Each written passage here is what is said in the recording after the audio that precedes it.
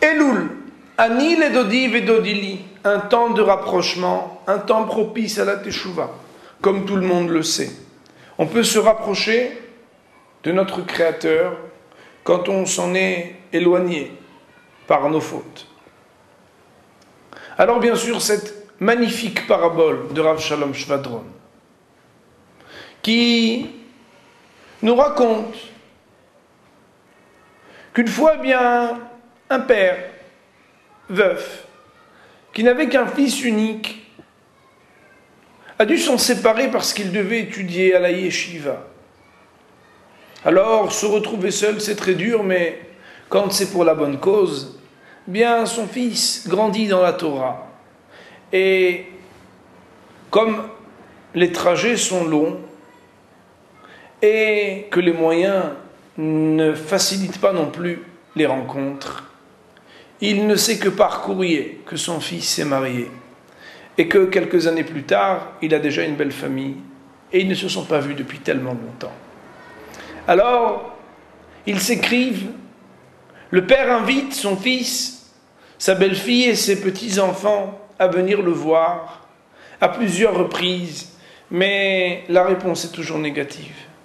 On ne peut pas, c'est compliqué, cela coûte cher, enfin, il y a toujours de bonnes raisons. Alors un jour, ce papa, ce grand-papa, qui avait envie de revoir son fils et sa petite famille, envoie un courrier où il propose de s'inviter, de visiter son fils et sa famille. D'un commun accord, ils conviennent d'une date et c'est ainsi qu'il prend la route.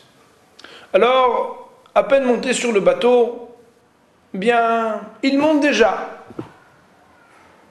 pour voir si on n'est pas déjà en train d'arriver. Il raconte à tous les voyageurs qu'il a là-bas un fils, une belle-fille, des petits-enfants. Il leur montre les cadeaux qu'il a achetés. Et puis il leur dit, vous savez, lorsqu'on va arriver au port, on les verra, hein, ils auront certainement une banderole pour m'accueillir, pour dire, Baruch haba, bienvenue, papi, papa. Seulement, eh bien, lorsque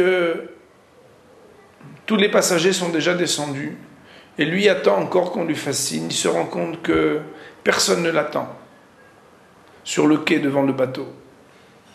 Alors il s'est dit, ben écoutez, certainement, ils ont dû m'attendre à la gare, parce que venir jusqu'au port, c'était peut-être pas nécessaire. Enfin, c'est ce qu'il se disait intérieurement.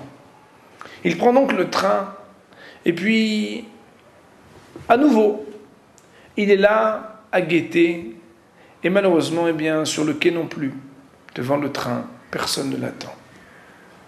Alors il prend un taxi, et puis il dit au taxi, vous savez, quand on arrivera dans la rue, on regardera juste la maison allumée, avec un petit signe d'accueil, de bienvenue, puis ce sera la maison de mon fils. J'ai pas besoin de vous en dire plus.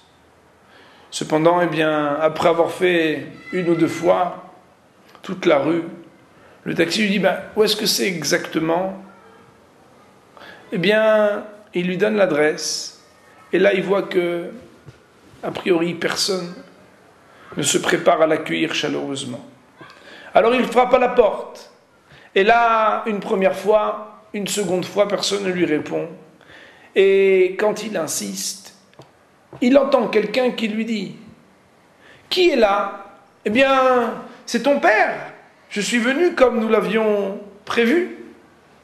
Je suis très heureux, ouvre-moi donc la porte.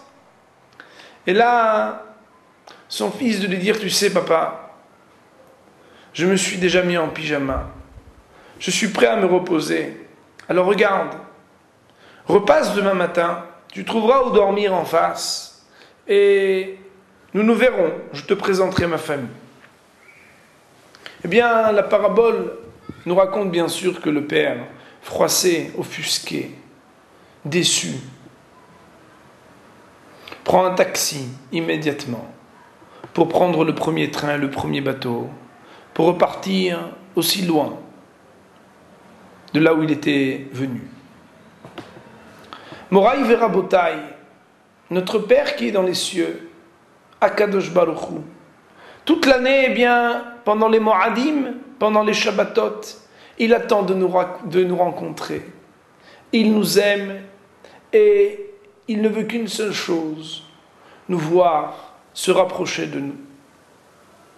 Lorsqu'il voit que par nos fautes, par nos occupations, enfin, chacun a ses tiroutsim, ses bonnes raisons,